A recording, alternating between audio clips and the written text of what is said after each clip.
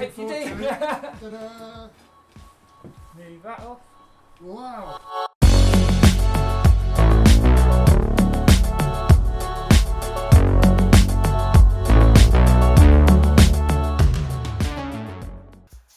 Hello and welcome back to Time for Bikes, and on today's episode it's the last time which we will be looking at the Dawes Galaxy refurb. I've worked really hard with this project and it's taken a very long time, but I'm so proud of the results. I hope you will agree that it's a good finish. And today what we're going to be also doing is having a visit from somebody very special to the bike itself. And one more thing, the bike's already gone. I don't have it anymore, but what happened to it? And if I sold it, did I make my money back on all the parts which I bought? And did I make any extra money as profit? Stay with me and I'll go through everything here on Time for Bikes.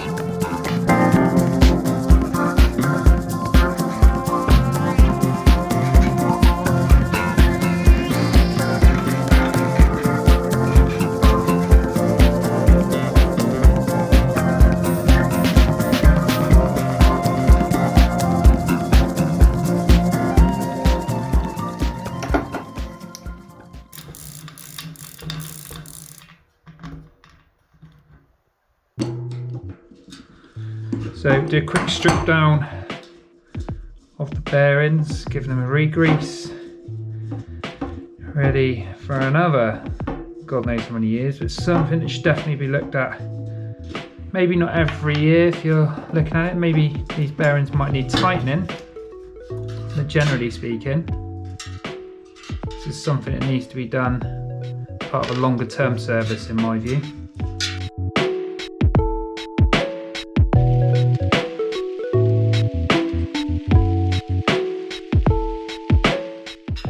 What we've got to be careful of with this is as you take it out, you don't lose all bearings over the floor. It's quite tight, this one, but it has been in there a substantial amount of time.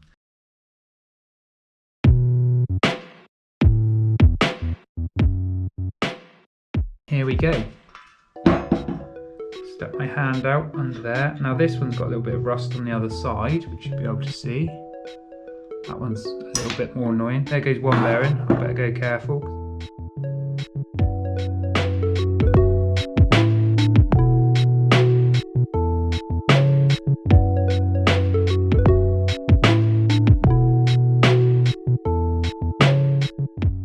Okay, that's all the ones through from this side. And with a little clean of the hub, we can now start to rebuild it and placing some grease in, ready to pack the bearings in upon.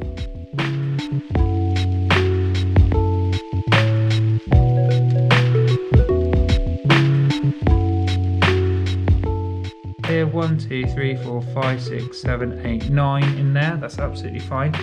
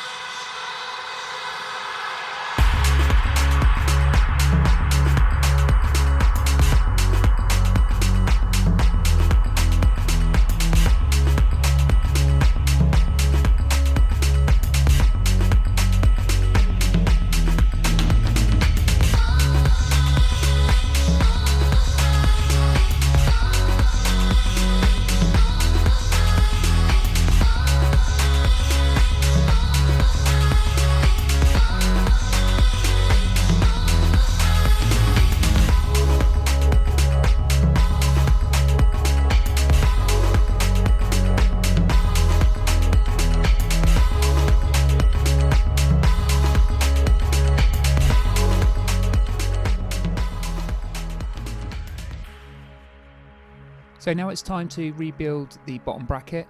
Obviously screwing in one side of the cup here and then placing the axle in. Make sure the axle's in the right way. One will be slightly longer than the other, as I found out with this bike.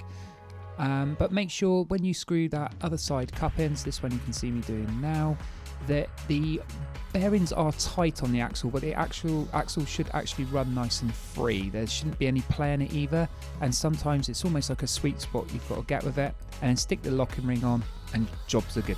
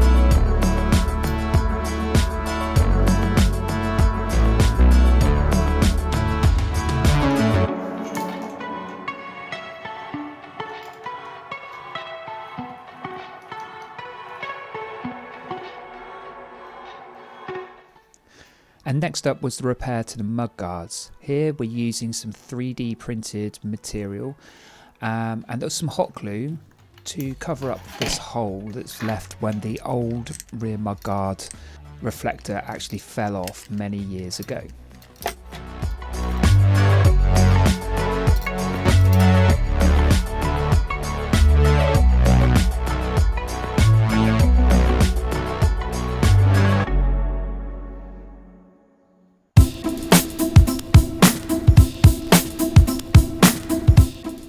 So to finish off the rear mudguard, we needed to install the original rear reflector. Now next up we need to address the front mudguard. Now when I got this bike it was missing its mud flap, so that's what I intend to replace now using an old thin chopping board.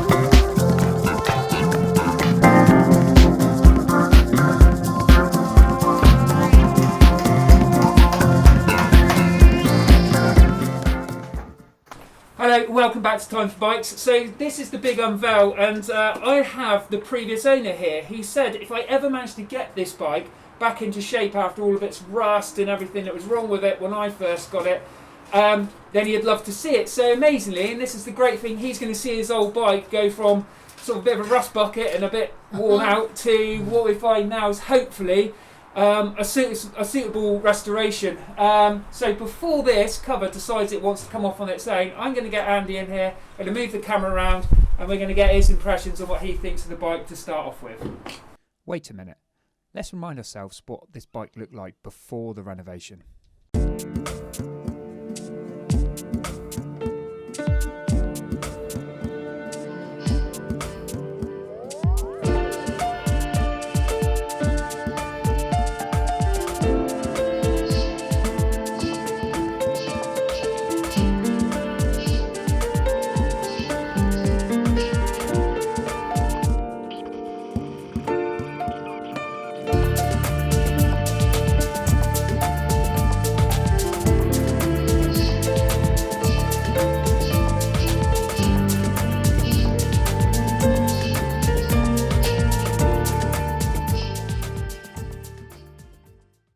So yeah, it was a mess. But now let's see how we've transformed it. Hello, so this is Andy. This was his bike. and let's hope he likes it. Here we go, Andy. Looking Hope you forward do. to it. Ta-da! Move that off. Wow. Fantastic. So, what do you remember about this bike when you had it? Most of all, and remember- why did you get rid of it? What was the reasons? I remember buying it Yeah. in 1979, 1980. I remember going Yeah. to the cycle shop in Bournemouth with my wife. We bought 2 bikes together. We Yeah. didn't have a car. Yep. It was so exciting. Had very little money. This was a lot of money in those days. I think it was about 100 quid. I think it I was. remember. I think it was I a gave fair you the bit more receipt. than that. Yeah, you've got the receipt, so we can check that out. But it was. Yeah. It was substantially more than that, actually. And I it's- think so. It's beautiful. Yes. I then talked Andy through all of the stuff we had undertaken during this restoration. We've cleaned, obviously, all the major parts, like I was just saying. They're all original parts, which are still on there. The frame has been resprayed down to bare metal. We've had brand new decals I bought for it, and we've put on the frame. The rack's been also had the same treatment as the frame, stripped down. The brakes have been taken off, cleaned. All the bearings have been stripped, cleaned, re-greased. Including the pedals as well. Trying to think of something else. I think that's most of what we've done actually. Obviously a really thorough clean of the parts which didn't get replaced. We put a new chain on it as well. One of the bolts was missing from the crank, but that was fine. We found that. Also had new tyres, new inner tubes. The rear The reflector. the was rear broken, rear wasn't it? reflector was broken, which we've managed to patch that up and actually use another reflector to do that job. So overall, I'm really pleased with it. And I like. And one other thing is that, as we were talking about just before coming on camera, was the amount of rust that this used to have on the chrome parts, and now we've got these up to basically a reasonable shine, I think. So what are your thoughts, Andy? Do you still think it's a pretty cool bike? I think it's wonderful. I'd take it back straight away. Well, And ride it off. well, But it's really, really nice now, and it's been well done indeed. Are the new rims? I mean, they look brand new. no, they are your Yeah. wheels. The The only thing original- is, I did have to replace, I think, about 13 or spokes. 14 spokes in the back wheel, Right. re-true the wheel. And it's come out well. I've never had to really do that. I've replaced the odd spoke before, but not just that many. So I rode this quite a lot. I rode it to work every day in the 80s, about 20 miles a day, and then also used it at weekends and been to France in it, Oh, wow. Ireland. Wow. It's been off-road. We did the Great Dorset Cycle Ride every year. Great, I remember yeah. that in the 80s, and I remember riding along the downs in the Purbeck. So we went off-road quite a lot because this was the days before mountain bikes. But that's possibly why the spokes needed replacing. Quite possibly. But yeah, I had a lot of fun on it, and I've done a lot of miles on it, and it's cool. wonderful to see it brought back to life. It's been down in my cellar for 20 years, I expect.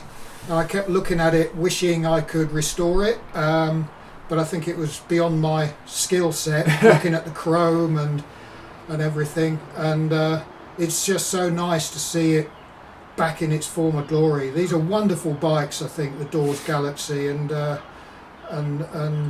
decals and the saddle and the brake levers and everything just look so cool now. I suppose that kind of leads me to one more question. Is it something that you could see back in your life, Andy, or not? Oh well, yes. Because the truth is that I do bikes up because I first of all do it for the love of it, and second of all, it's great to think that maybe an owner may want the bike back, which maybe Andy might, and maybe something we talk about. So it is there. I kind of, even though it's a beautiful bike, I rode it all of a few metres just up the hill and back, out the back of where the workshop is. And to be honest with you, it's the most comfortable bike I think I've ever ridden. I won't lie. However, I do have other projects and I do have limited space. So yes, that question is: do you want to possibly think about getting this back into your house? I'd ride it off now if I could. Yeah, well, maybe we talk about that, and Do you want to know what I've spent on this to do it up? I'd be interested to know. So many hours, I'd imagine. I'm not worried about the hours because that's part of this. I just do it for the love of the bikes. It's cost me about £210 to do from where it was to where it is now. I'm going to let Andy go for a quick ride on it, I think, just to see if he still can fall in love with it again. So off camera, Andy and I had a little discussion about if he wanted to buy it, and he agreed a price with me. And believe it or not, here he is walking off of it, taking it home.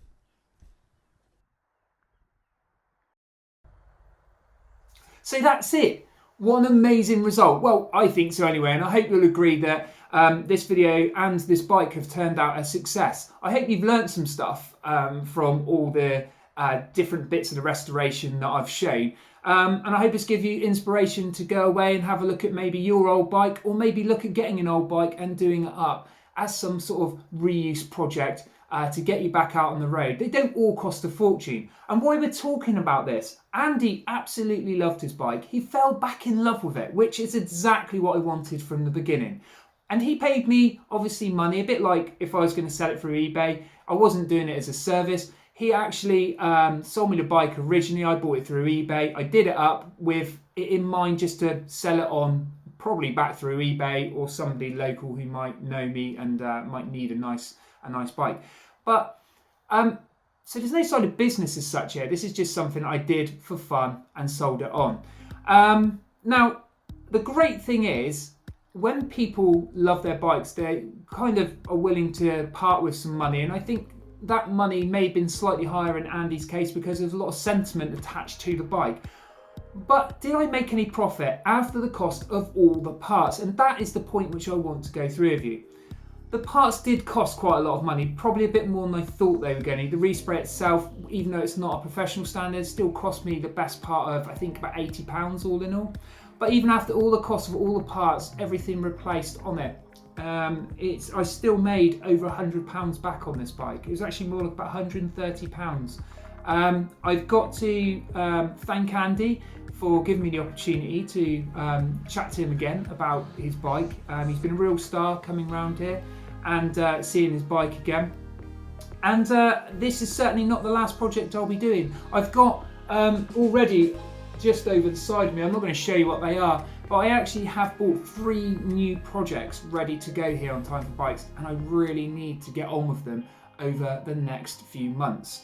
So with that in mind, I hope you like the video. This is the end now, but please, if you like the video, like it, subscribe to the channel. There is more coming. I tend to do reviews as well. So thank you ever so much, and take care and happy cycling.